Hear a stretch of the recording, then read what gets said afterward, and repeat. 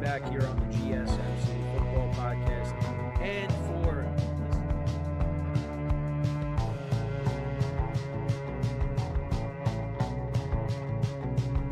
keep yourself in the loop of everything football on the Golden State Media Concepts Football Podcast. The latest news on and off the field, be it college football, Big Ten, SEC, Big 12, Pac-12, ACC to the NFL. We've got you covered. Listen to the Golden State Media Concepts Football Podcast.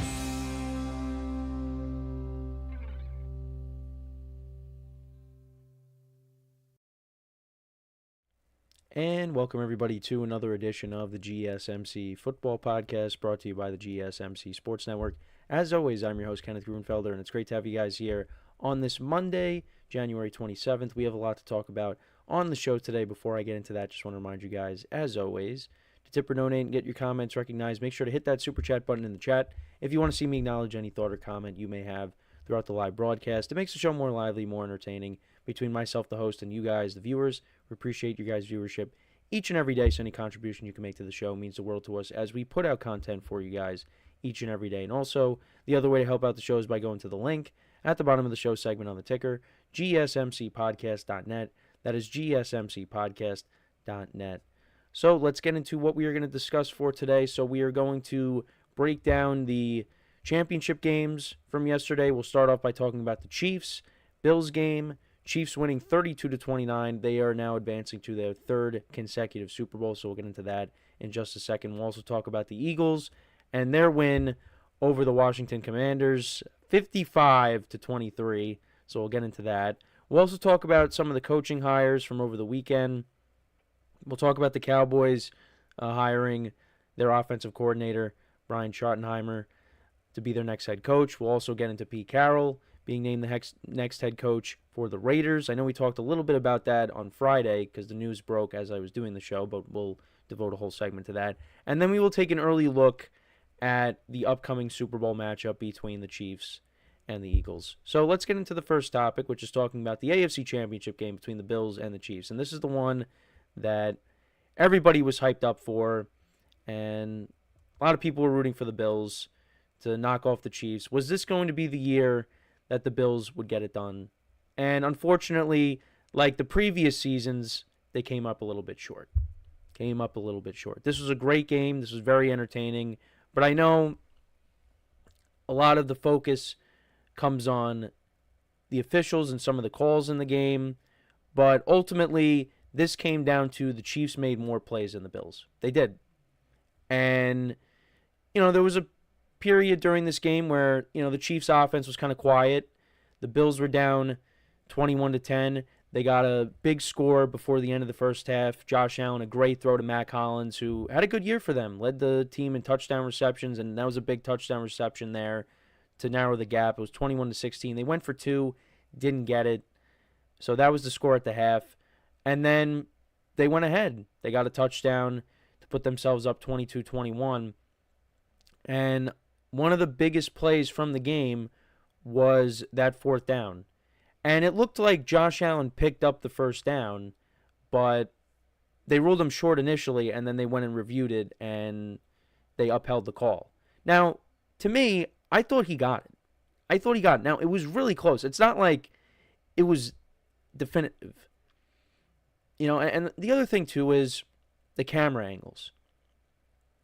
I mean, the camera angles that you saw, you really can't tell. And it's 2025.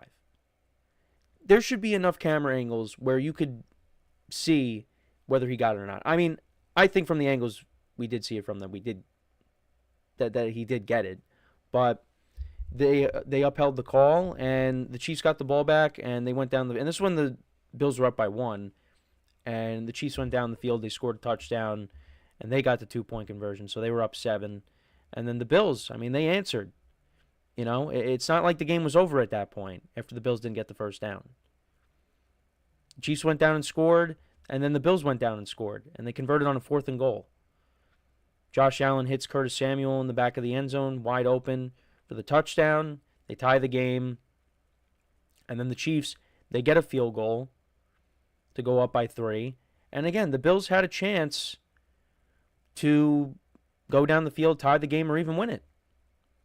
And, you get to 4th and 5, and I thought, the Bills have been pretty good at converting on 4th down. They got the 4th, like I said, the 4th and goal with Curtis Samuel for the touchdown.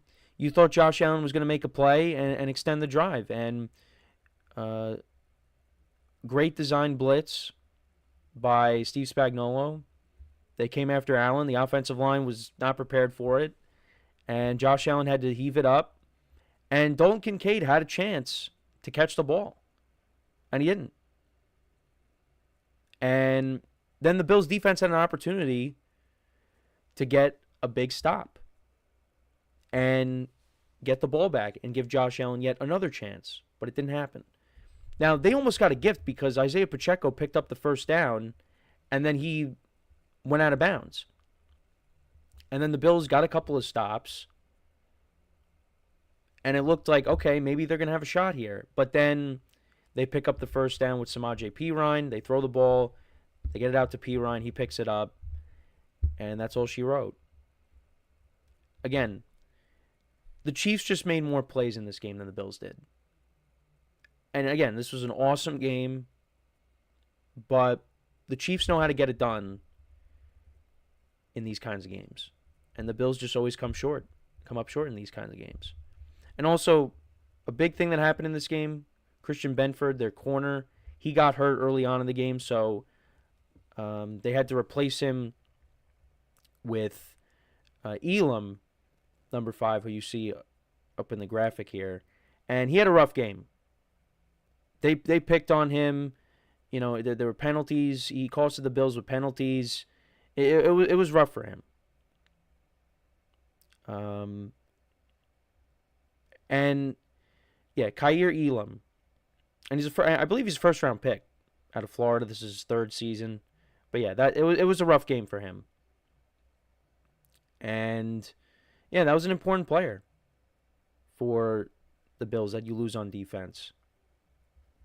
But, the Bills got stops at certain points during the game. They, were able to take the lead at one point, but it's just when they really needed to get stops late in this game, they couldn't do it. The Chiefs, they did what they had to do offensively. Patrick Mahomes went 18 of 26 for 245 yards, a touchdown, no interceptions. He had 2 rushing touchdowns in this game. One of them he scores, and Travis Kelce was taunting Damar Hamlin because Damar Hamlin was trying to tackle Mahomes, and Mahomes trucked him into the end zone. And Kelce's taunting him. And there was no flag for that. I don't know how Kelce doesn't get a flag on that, but, he's gotten away with things like that in the past.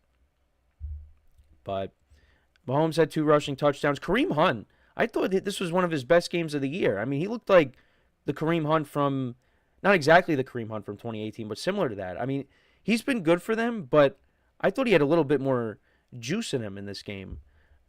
He ran the ball for 64 yards. Mahomes, 43 yards on the ground. Isaiah Pacheco, only 5 carries for 12 yards. He's been kind of disappointing since he's come back from his injury. But I think next year, you're more removed from it. I think he'll be back to his old self. I mean, maybe he'll be back to his old self in the Super Bowl. We got a couple weeks till that. Xavier Worthy, 6 receptions for 85 yards and a touchdown. Juju Smith-Schuster had 2 big catches for 60 yards. Marquise Brown, 3 for 35. Kelce, only 2 for 19. DeAndre Hopkins, who will be playing in his first Super Bowl, played in his first conference championship game. He had 1 reception for 11 yards. Chiefs defense, 2 sacks of Josh Allen in this game. The other controversial play was when Mahomes throws it up to Worthy, and it looked like, I mean, it could have been an interception. They ruled it was a completion of Worthy. But when you look at the replay, I mean, it looks like the ball hits the ground. And as they're going to the ground, Worthy only has 1 hand on the ball. The Bills' defensive back has 2 hands on it.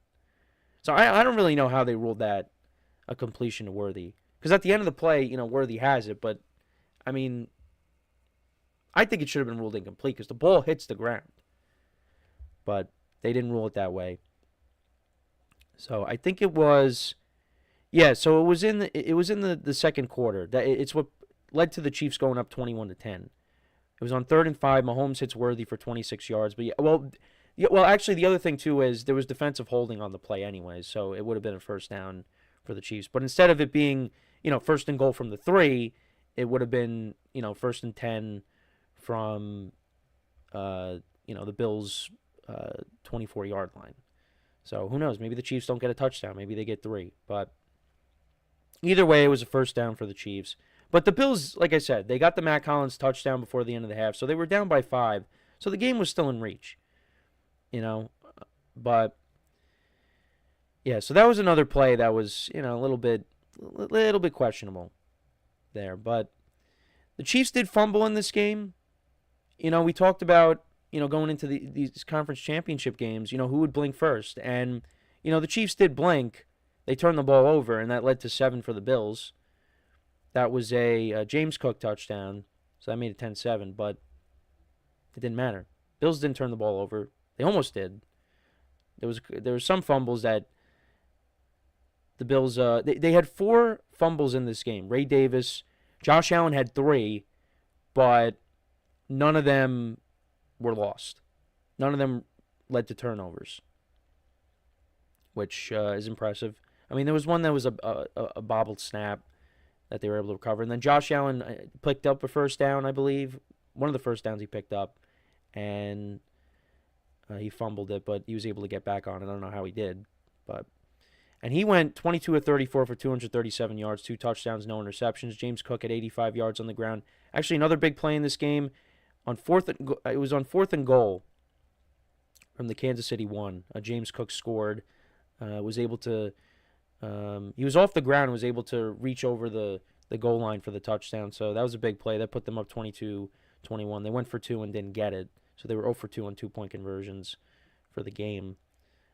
But yeah, he had a good game. James Cook, 85 yards, 2 touchdowns. Matt Collins, 3 for 73 and a touchdown. James Cook had 3 for 49. Khalil Shakir, 6 for 46. Amari Cooper, only 4 for 33.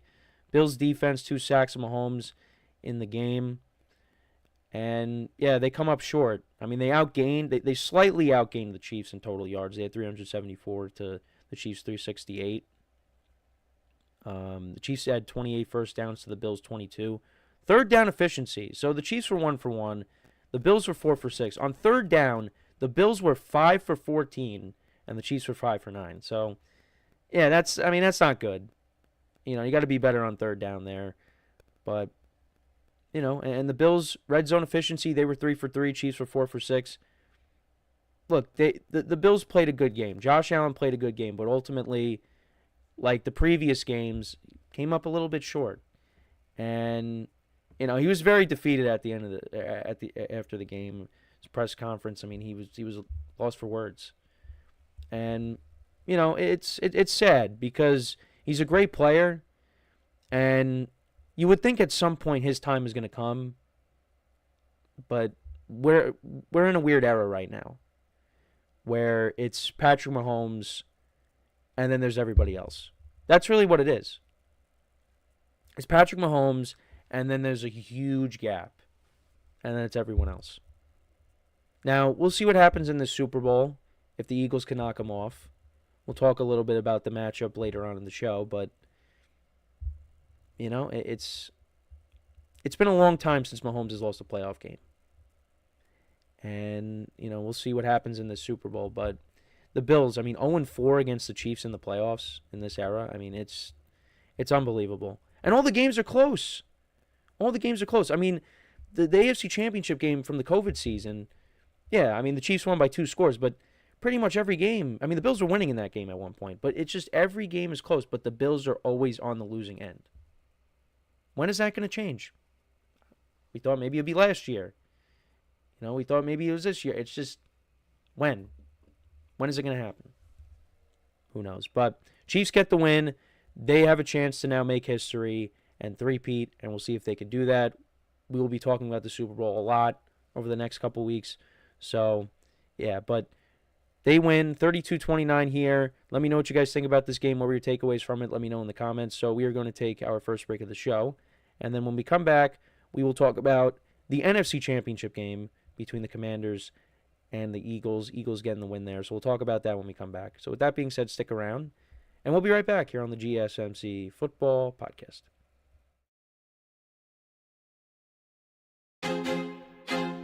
I feel like I'm losing my mind. Is everybody in the world blind? Please, Lord, give me a sign, a sign. I feel like I'm losing my mind. Is everybody in the world blind? Please, Lord, give me a sign, a sign. I wanna be the greatest. Everybody on the fake shit. I look around and feel like everybody is the fakest. I make this every day and I'm impatient, hoping one day I blow up from the basement. Statement, the top is so vacant. I don't hear shit that I think is amazing. Waiting for my day when I'm playing sold out shows for 1,000 faces. Hey, give me that crown, get in my way and to be put down. It ain't your place, all this my town. If I want that shit, then I'll get it right now. I'm losing it, the noose it fits, I'm losing shit. A stupid myth, you choose to live or choose to dip. You choose to fight or lose your grip and lose a gift. Oh, I feel like I'm losing my mind. Is everybody in the world blind? Please, Lord, give me a sign, a sign. I feel like I'm losing my mind. Is everybody in the world blind? Please.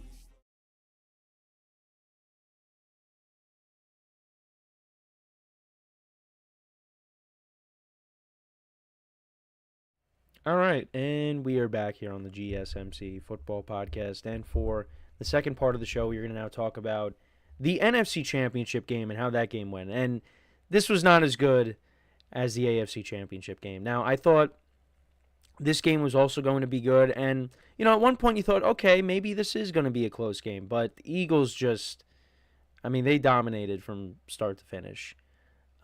They had seven rushing touchdowns in this game. Now, some of them, you know, it was courtesy of the tush push, but still, I mean, that hasn't happened. I think my cousin was telling me because we were watching the game, that hasn't happened since I think like the 1950s or something. I mean, that's unbelievable. But yeah, so again, not as good as the AFC Championship game, but you still had some explosive plays in this game. I mean, the Commanders, they put together a very nice drive to start off the game. They converted on a couple of fourth downs, which is something that they have done in these playoffs. I mean, they almost took up half the quarter to open up the game. They went 18 plays, and 54 yards. They converted on 4th and 5. Jane Daniels connected with Zach Ertz, who had a big game. He was their leading receiver for 7 yards. And then they went for it on 4th and 2, picked up another 5 yards. Jane Daniels scrambled for the first down. And then it was 4th and 3 from the Eagles 16. And Dan Quinn elected to go for the field goal and get the points. And, you know, Tom Brady and Kevin Burkhardt were kind of joking on the broadcast because they're like, well, why aren't you going to go for it here? But I think this was the right call because at some point it's like, okay, you got to take the points.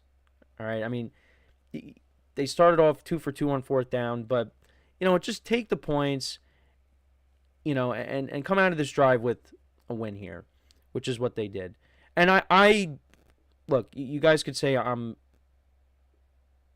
not being serious here, but I did say after that, I'm like, well, now Barkley's just, like jokingly I said it. I'm like, well, but now Barkley's going to take it 70 yards to the house on, you know, the Eagles' first play. And that's exactly what happened. Well, not 70 yards, but he went 60 yards on the Eagles' very first play. Actually, a nice return by Will Shipley, 35-yard return. He actually had a big run in this game and then also had a touchdown as well. He was part of those 7 rushing touchdowns. And then Barkley from the 40, 60 yards. And some of the worst tackling you'll see. I don't know what the Commanders were doing on that play. They did not get Barkley down. And, you know, he was down the sideline, and then he cut back in, and he scored. And, yeah, from that point on, you were like, yeah, this is not looking good. Because then the Commanders did something they haven't done this whole postseason, and that's turn the ball over. And that's exactly what they did on their next drive. Jane Daniels on first down connected with De'Ami Brown, and he ends up fumbling. Zach Bond, responsible for that, gets recovered by Reed Blankenship, and then the Eagles immediately turn that into another touchdown. They go 6 plays, 48 yards, On first and goal, Barkley scores from 4 yards out. So already in the first quarter, Saquon Barkley has 2 touchdowns. Then the Commanders responded, but it led to another field goal. And see, this is the problem. In a game like this, when you're seeing, the Eagles and their running game working, and also on top of that, you turn the ball over, and they're scoring touchdowns and you're scoring field goals. I mean, how many times have we seen a game like this? It's not a recipe for success. The Commanders had to, go tit for tat here, and they didn't. I mean, they were scoring, but they were not scoring touchdowns. Now, however, Jake Elliott did miss a field goal. Eagles put together a 12-play drive. They get down to the Washington 36, and Jake Elliott misses a 54-yarder. And then the Commanders, they make it 14-12. They go 5 plays, 56 yards. Jane Daniels connects with Terry McLaurin for a 36-yard touchdown. They go for 2. They don't get it. And that made it. So, yeah, it was 14-12. But then the Eagles responded. They go 12 plays, 72 yards down the field. Hurts connected with A.J. Brown on 4th and 5 for 31 yards. And then you had a couple of penalties. There was a false start on the Eagles, but then there was a pass interference on Marshawn Lattimore, and that led to a tush push. They went for 2. They didn't get it because there was a penalty on the extra point. Yeah, well, actually, no. There was an unnecessary roughness, so, yeah, got enforced. And, yeah, they didn't get it. But then the Commanders fumbled on the kickoff, and that led to another Eagles touchdown. On 3rd and goal, Jalen Hurts connected with A.J. Brown for a touchdown. Now, the Commanders did get a field goal before the end of the first half to make it 27-15. But, yeah, I mean, this game, the Commanders were not coming back. Because also their defense just could not stop the Eagles' rushing attack. Both teams punted to start off the second half. The Eagles then got a touchdown. Jalen Hurts, a rushing touchdown. This was a legit rushing touchdown from 9 yards out to make it 34-15. The Commanders did score a touchdown on their next drive to answer. Jaden Daniels scored from 10 yards out, a rushing touchdown. They fumbled once again later in the game. This was an Austin Eckler fumble when the Commanders were driving. So, I mean, if you get a touchdown on that drive, all of a sudden, you get that in 2-point conversion, you're only down 3. But they fumbled. Eagles turned that into a touchdown immediately.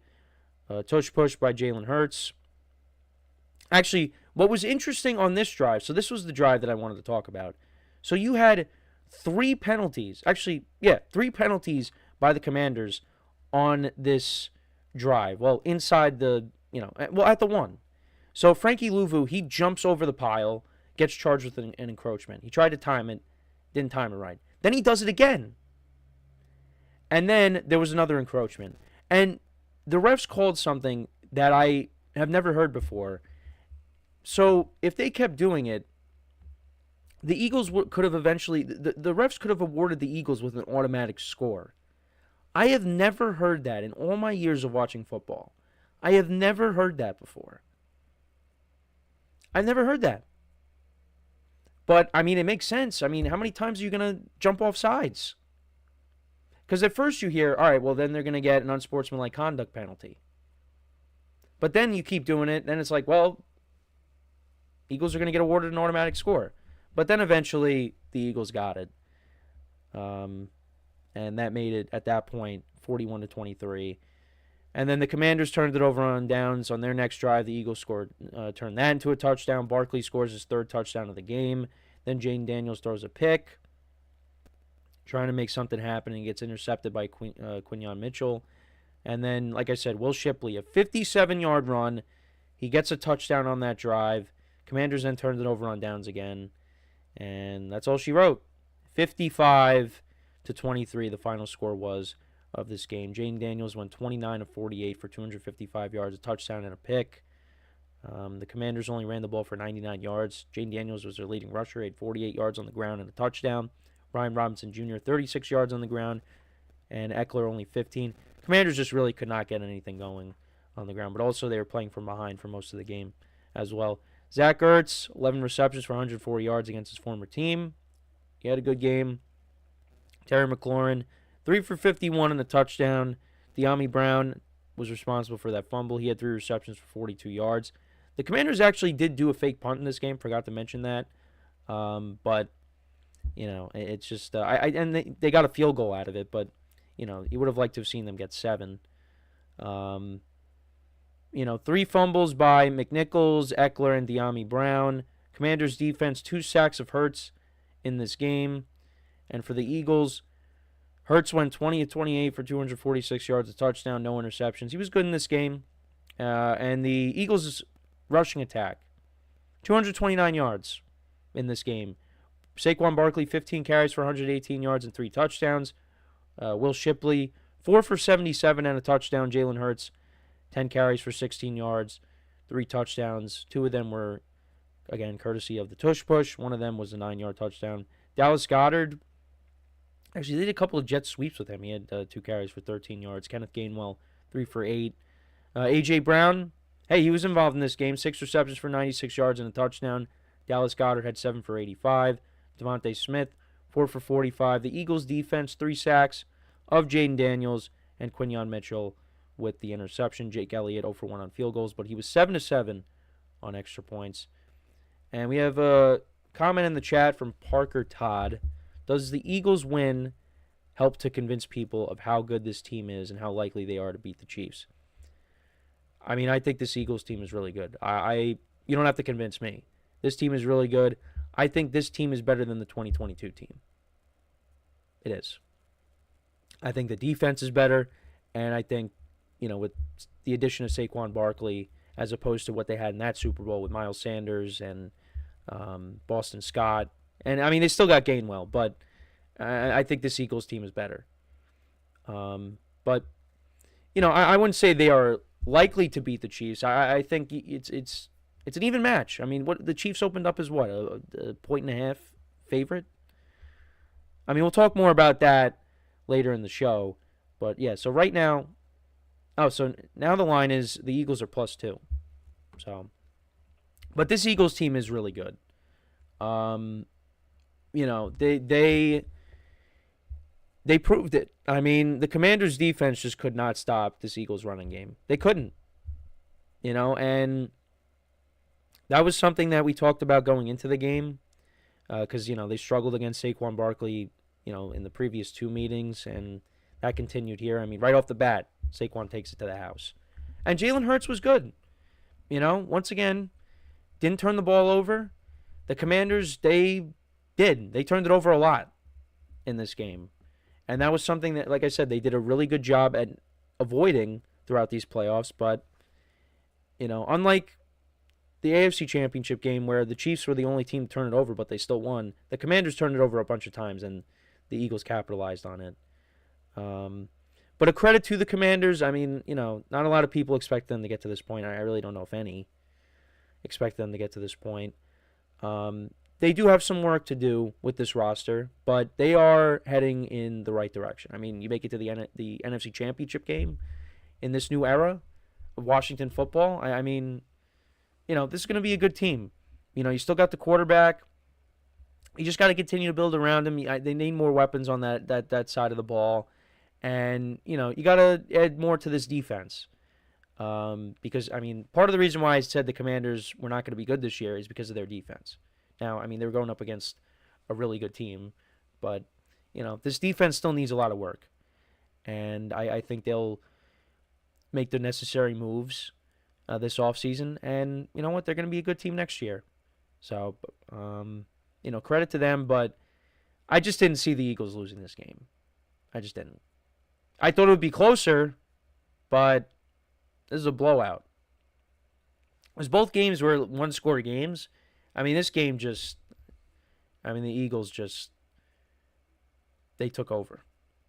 And Saquon Barkley had a big game. He'll now be playing in a Super Bowl. First year with his new team, he's already playing in the Super Bowl. So, I know Giant fans are thrilled about that. But, yeah, I mean, that's pretty much all I have for this game. The better team won. And, again, kudos to the Commanders on a great season. But before we go to break, just want to remind you guys once again to tip or donate and get your comments recognized, make sure to hit that super chat button in the chat if you want to see me acknowledge any thought or comment you may have throughout the live broadcast. Makes the show more lively, more entertaining. Between myself, the host, and you guys, the viewers, we appreciate you guys' viewership each and every day, so any contribution you can make to the show means the world to us as we put out content for you guys each and every day. And also, the other way to help out the show is by going to the link at the bottom of the show segment on the ticker, GSMCpodcast.net. That is GSMCpodcast.net. So when we come back from our next break, we will talk about another team in the NFC East, and that is the Dallas Cowboys. They hired their offensive coordinator, Brian Schottenheimer, named him to be their next head coach. So we'll get into that, and I'll give you my thoughts on it when we return.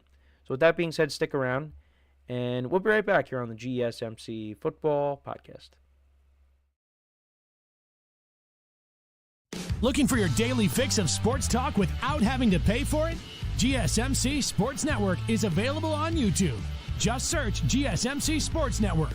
Get your fix of daily sports talk shows on YouTube, absolutely free. NFL, college football, NBA, MLB, MMA, UFC, fantasy football, and so much more. GSMC Sports Network has shows running all day long, with new sports shows starting every 2 hours. Just like on your favorite cable sports channel, except GSMC Sports Network is absolutely free. Just search GSMC Sports Network on YouTube to catch one of your new favorite shows, like the GSMC College Football Podcast, Chip Shot Football Podcast, Hoops and Heels Women's Sports Podcast, GSMC Basketball Podcast, and so many more. Check it out for yourself. GSMC Sports Network, now available on YouTube absolutely free. Search GSMC Sports Network on YouTube right now.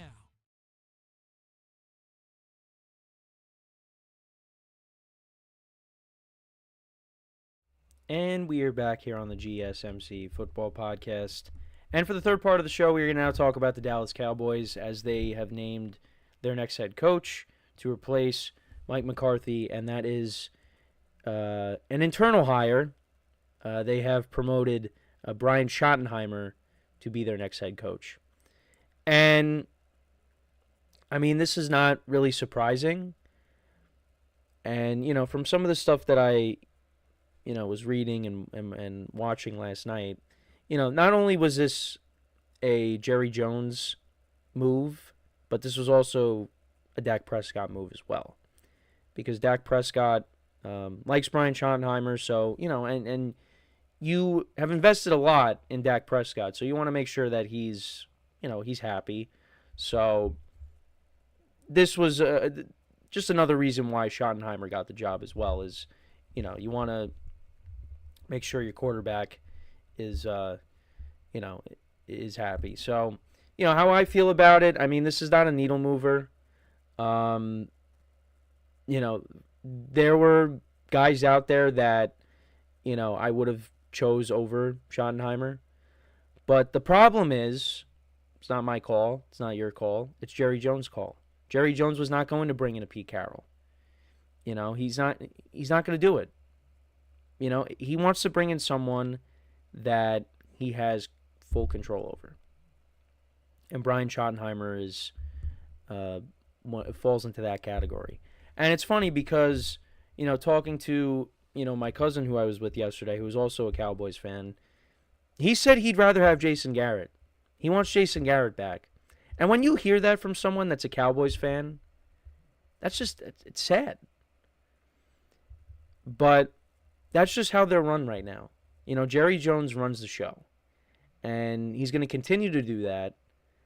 And Cowboys fans all around are saying he's the problem. But he's not going anywhere.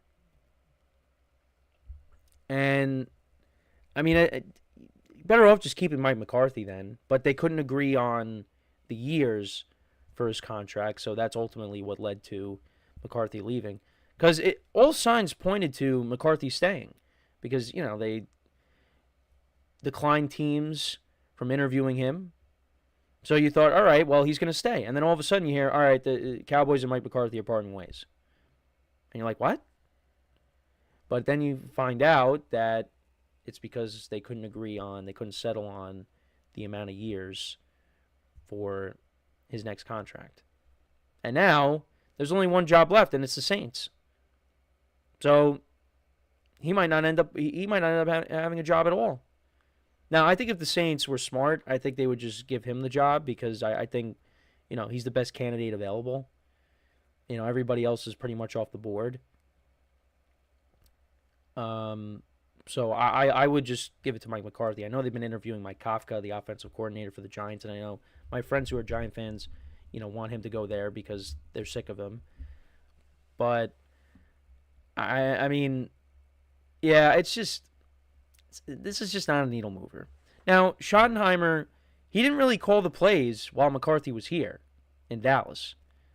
And I'm saying here like I live there, but looking at his rankings and some of the stats when he was an offensive coordinator. So, spent some time with the Jets, the Rams, and the Seahawks.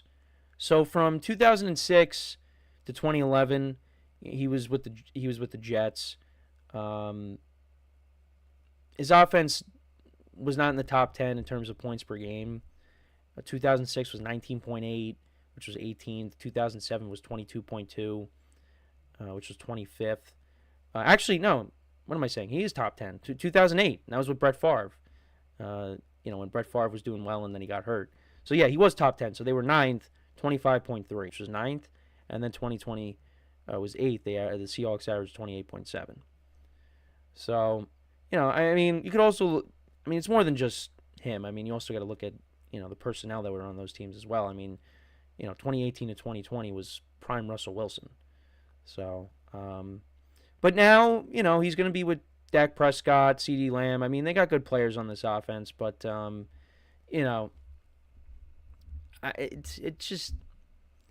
not a needle mover. It's just not.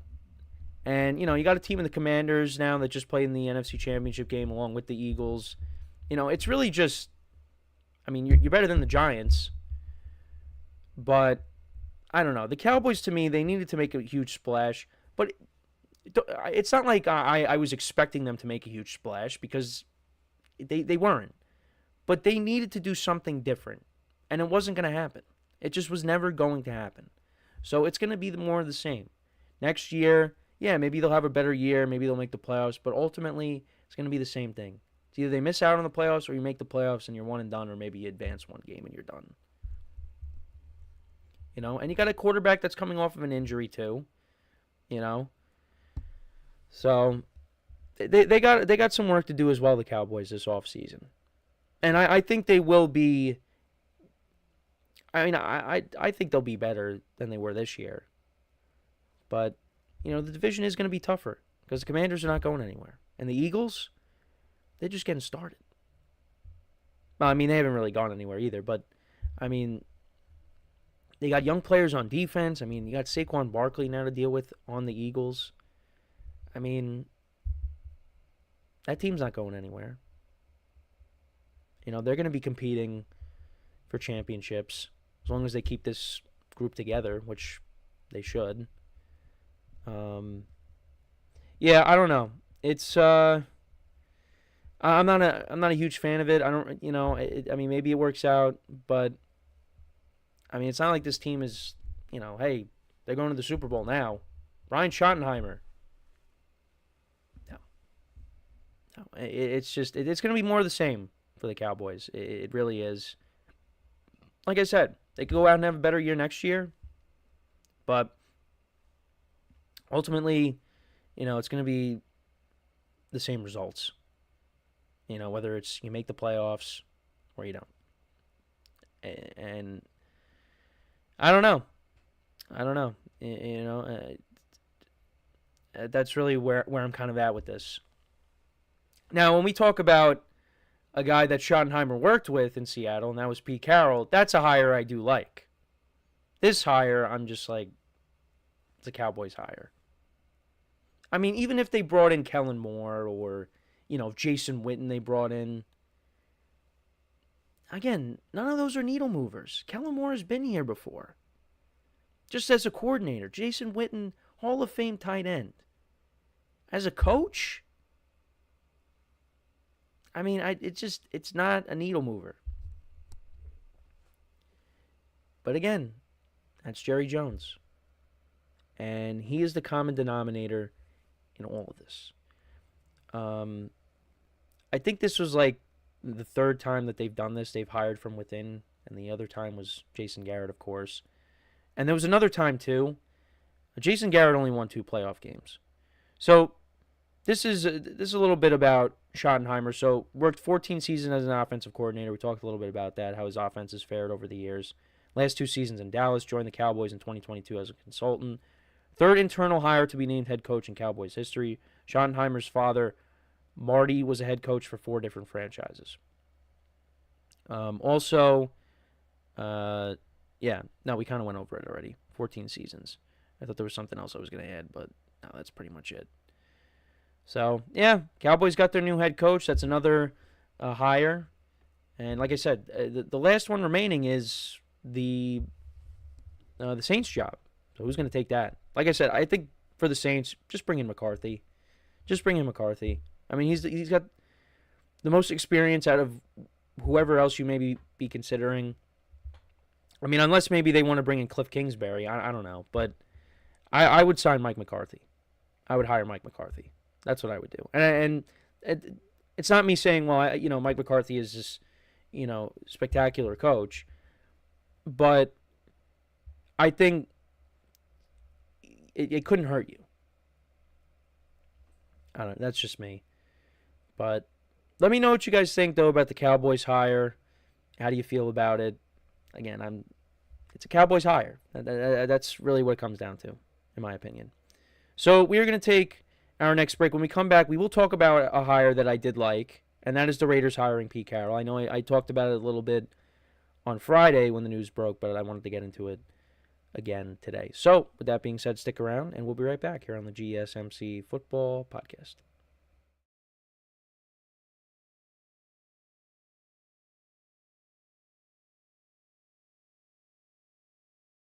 For the best and latest podcasts available anywhere, go to the podcast app on your cell phone and type in GSMC to access free content-rich podcasts on health and wellness, book reviews, sports, entertainment, relationships, social media, movies, technology, finance, and even weird news. Subscribe and download the GSMC Podcast Network's family of shows, available everywhere podcasts are found.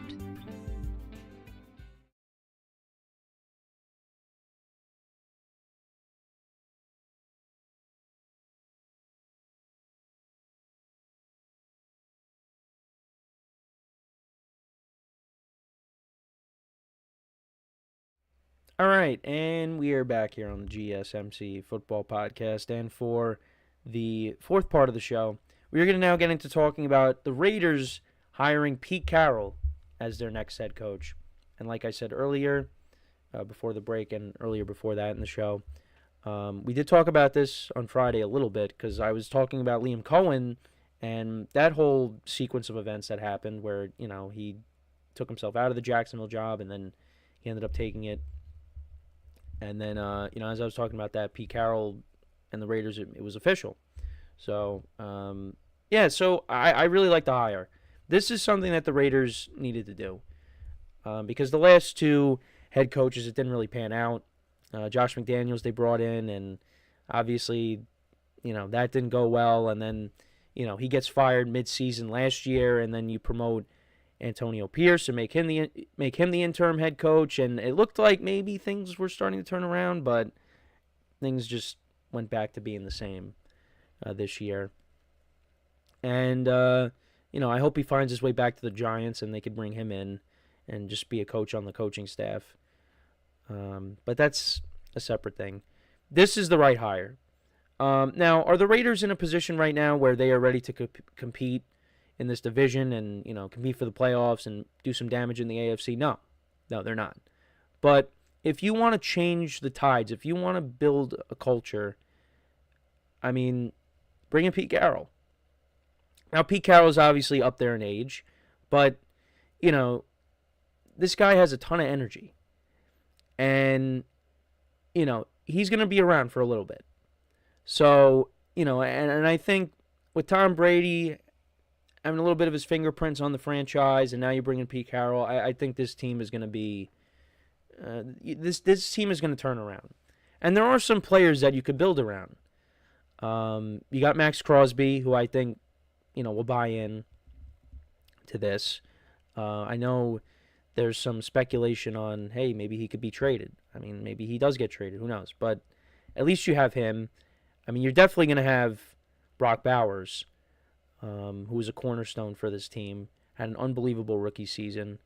So there is, I mean, I just named 2 players, but still, you got something. Now it's all about really putting this team together. Now, I think the biggest need for this team is quarterback, because I don't believe Aiden O'Connell is going to be the long-term answer. But that's what they need to address. And then obviously you got to add more firepower to this offense. They really couldn't run the ball. They let Josh Jacobs walk, this past season. He had a great year with the Packers. So you're going to have to address the running back situation. You're going to have to add more receivers. I mean, there's a lot of work that needs to be done. But I think the biggest need really for the Raiders is quarterback.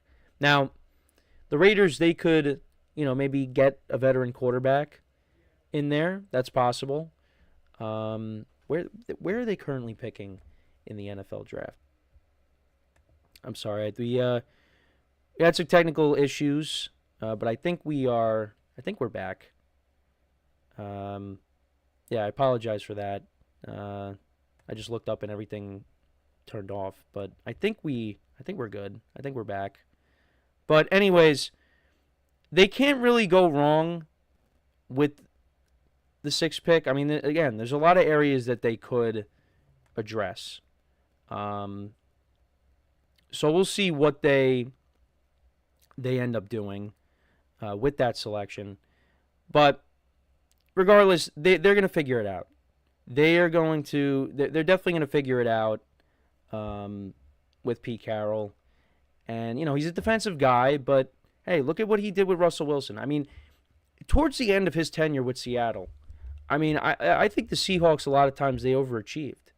2018 was the year they made the playoffs, and that was a year that, behind good coaching and Russell Wilson, they made the playoffs still. Now, they did get knocked out in the first round, but, they still made it.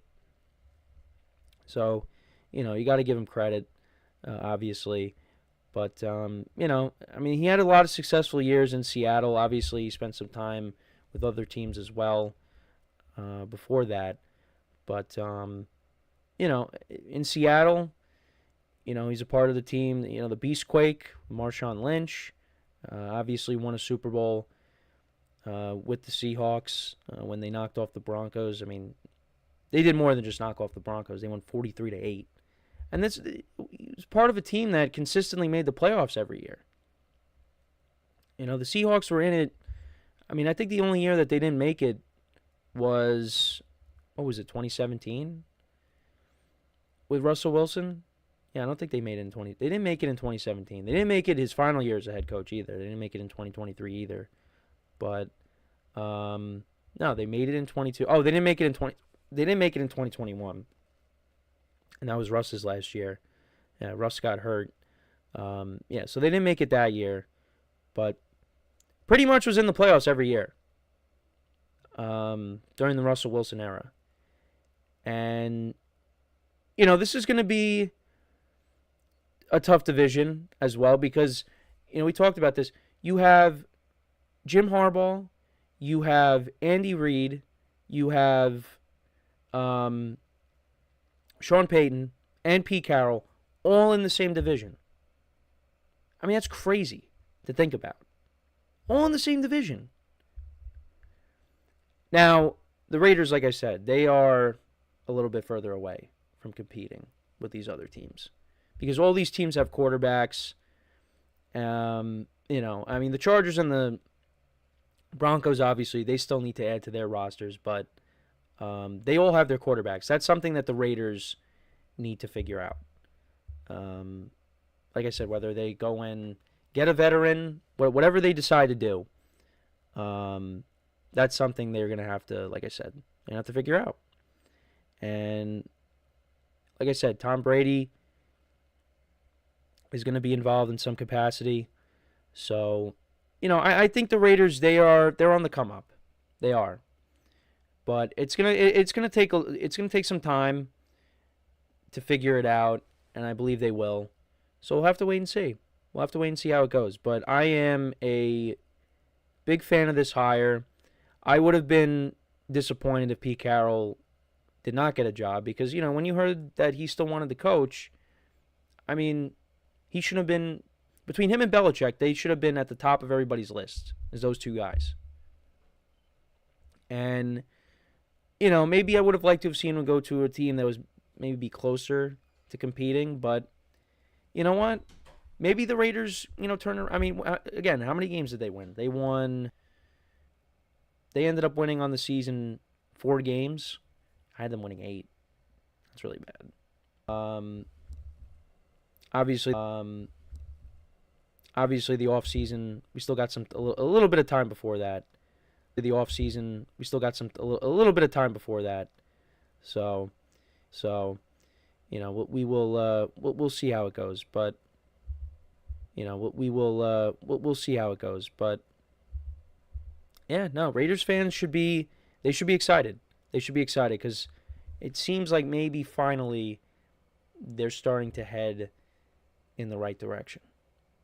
I was hoping that Antonio Pierce was going to work out, but it doesn't seem like that. It ended up not materializing that way. I mean, they did beat the Ravens on the road, so you thought, okay, all right. But after that, it didn't go so well for him. But, yeah, only time will tell with this move. But I just think it's fascinating, the head coaches that we have in this division. It's loaded. And the funny thing is, all these guys were from the NFC. I mean, some of them coached in college, but they were all in the NFC at one point, and now they're in the AFC. And you got all these teams with these coaches. It really is unbelievable. And we saw 3 of the 4 make the playoffs.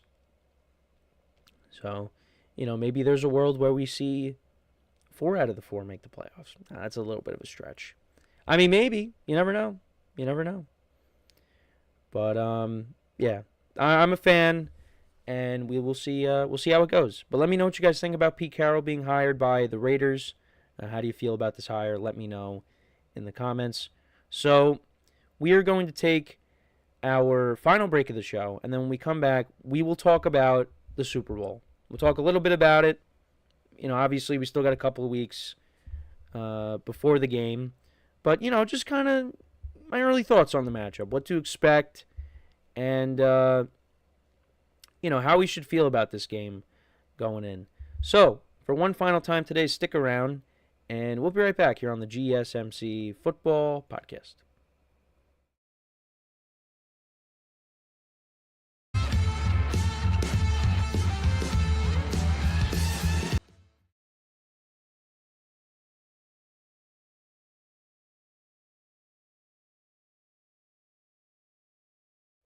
All right, and we are back here on the GSMC Football Podcast, and for the final part of the show, we are just going to take a early look at our upcoming Super Bowl matchup between the Kansas City Chiefs and the Philadelphia Eagles.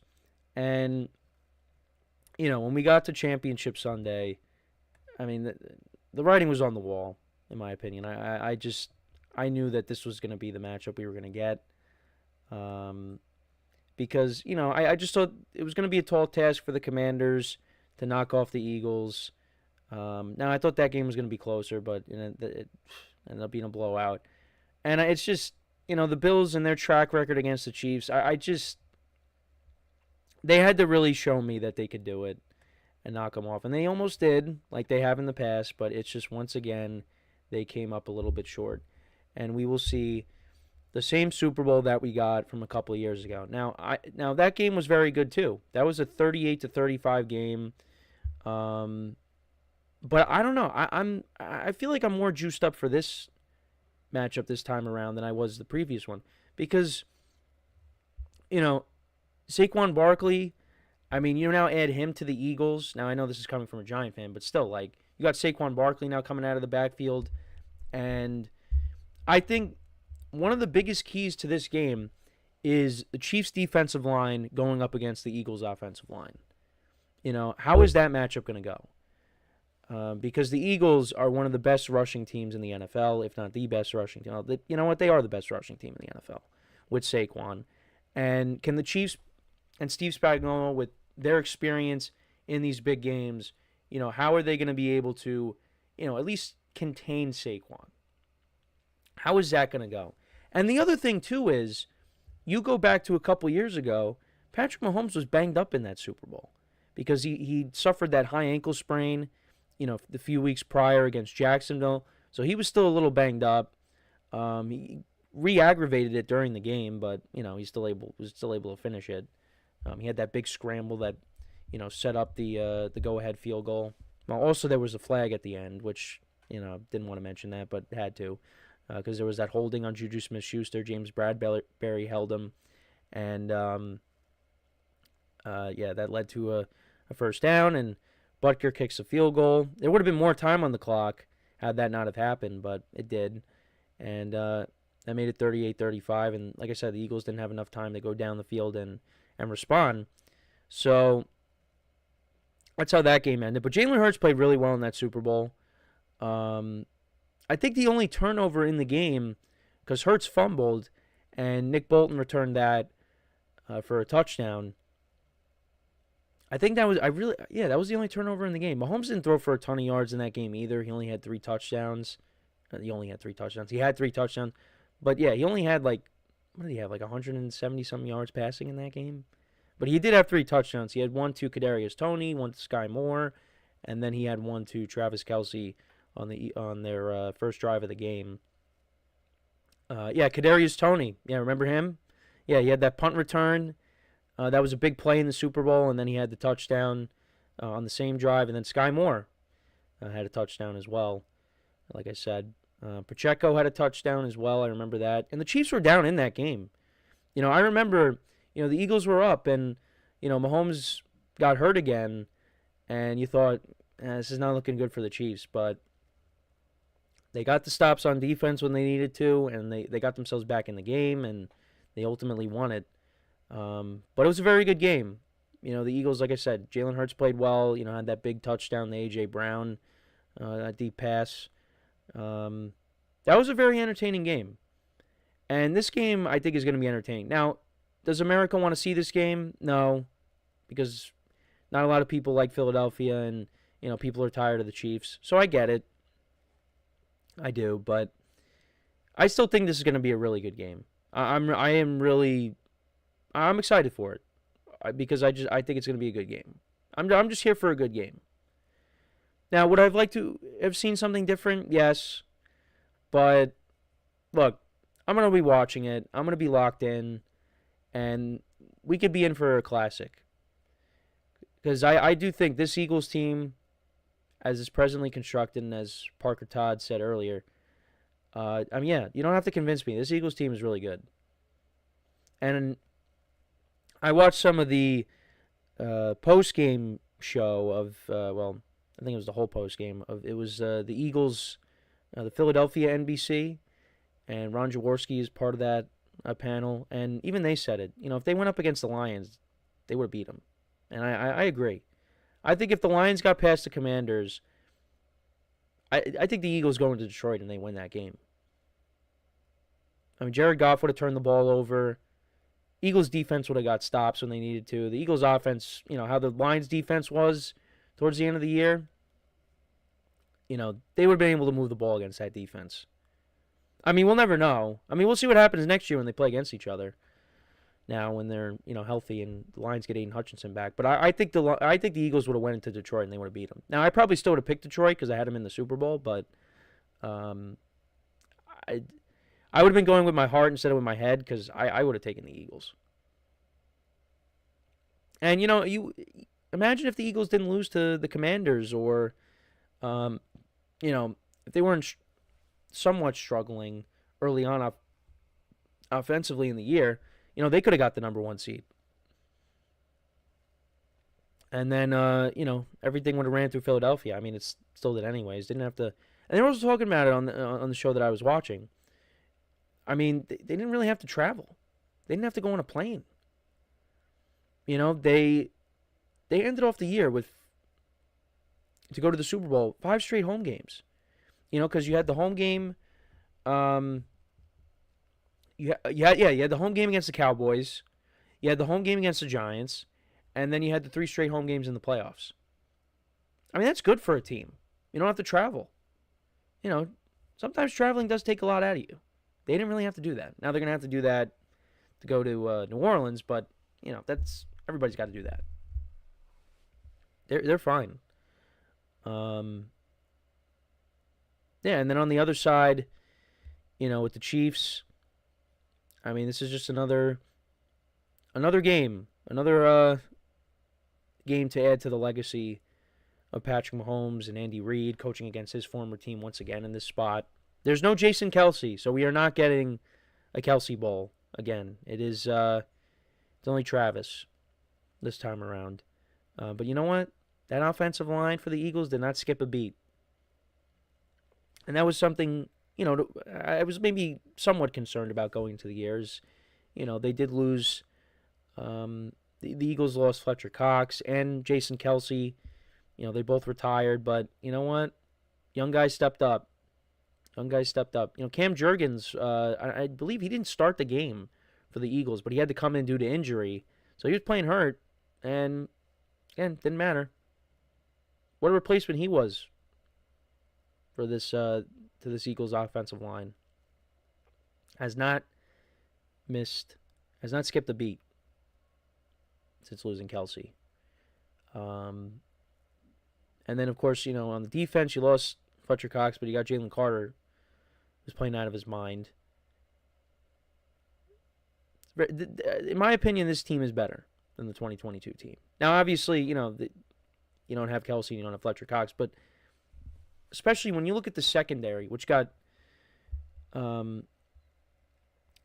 picked apart at times in the last Super Bowl against the Chiefs. I mean, it's a better overall unit. It is. And the other thing, too, is we talked about the Eagles' offensive line against the Chiefs' defensive line. Now you look on the other side, the Chiefs' offensive line against the Eagles' defensive line. Because what's the weakness of the Chiefs? It's their offensive line. You know, they got guys playing out of position. Joe Tooney, who's a guard, is playing tackle. You know, could we see something similar to what we saw in the Super Bowl against the Buccaneers, where, you know, Mahomes is not getting the protection that he needs? Now, I don't think it's going to be like that. I mean, the Buccaneers, they had, you know, Shaq Barrett and JPP and I almost said Mohamed Sanu. Ndamukong Suh, you know, and Levante David, all those guys, you know. I mean, the Eagles have good players on their defense. Their defense is really good. But, I mean, that Bucs front seven, I think you'd probably, you know, lean towards, you know, taking that front seven over the Eagles front seven. Now, I'd probably take the Eagles secondary over the Bucs secondary, even though the Bucs secondary was lights out in that Super Bowl as well. But part of that had to be because, you know, they were getting a lot of pressure on Mahomes too. But, I mean, we could see that. But there are stars all over the place in this game. And I'm looking forward to it. I'm in the minority. I think it's going to be a really good game. I'm going to be locked in, but I know a lot of people are like, we've seen this already. Let's see something else. But the Chiefs, they've beaten the Niners twice in the Super Bowl, and now they have an opportunity to beat the Eagles twice in the Super Bowl and to be the first NFL team to ever three-peat in the Super Bowl era, which will be something historic. And a lot of people are not interested in seeing that, and I get it. But if that happens, hey, that's something you've never seen before. Tom Brady never did it, you know? Tom Brady was never able to do it. So we'll see how it goes. But I think whatever matchup we ended up with from these, you know, with the 4 teams that were left, it was going to be a good game regardless. It's just maybe this was the game that not a lot of people wanted to see. But I think it's I'm excited. So we'll have to see how it goes. But that's my thoughts on the game. Let me know what you guys think. What are some of your early impressions for this game? What do you think? Some early predictions here. So that is pretty much it for the show for today. Thank you guys for tuning in. We only got one game left. We got the Super Bowl, and that's it. College is done, and the NFL season will be done soon, shortly after that. So we're just going to have to enjoy. Well, don't forget, the Pro Bowl is next weekend. Yeah, can't wait for that. And then you got the Super Bowl, and then that's it.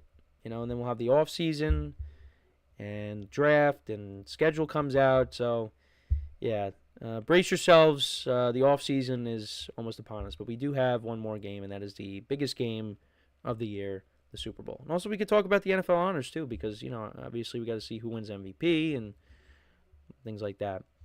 But yeah, appreciate you guys tuning in. And yeah, like I said, the season is almost over. The year just goes. I mean, NFL season just always goes so fast, and this year was just no different. When it comes to these two games, I mean, the Bills-Chiefs game was a classic. Commanders-Eagles just, yeah. I mean, it was close at one point when they kicked off. Now, I mean, when it was 14-12, you thought, okay, maybe this is gonna stay as a game, but it's just the Eagles' running game was just, and the turnovers really, the Commanders just didn't stand a chance. And, Jane Daniels did throw a pick at the end of the game, but, the game was pretty much out of reach at that point.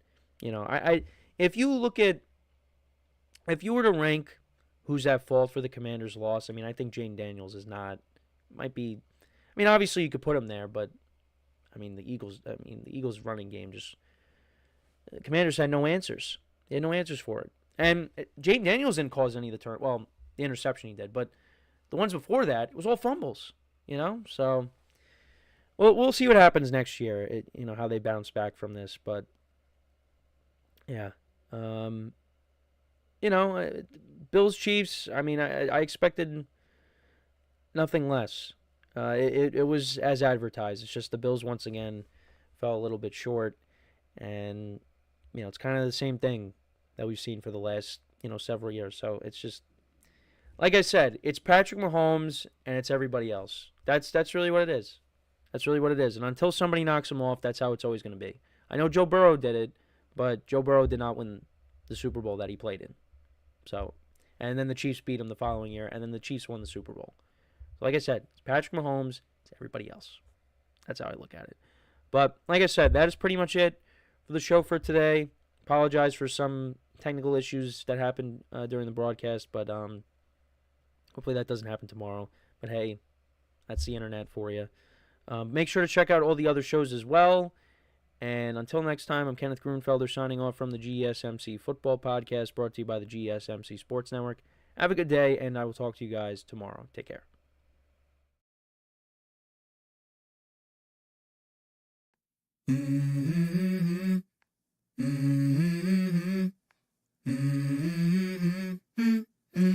Let's go. I wake up to a little bit of drool on my pillow, feel like it's gonna be a bad day. Yeah, I'm tired of shit, and the coffee ain't hit.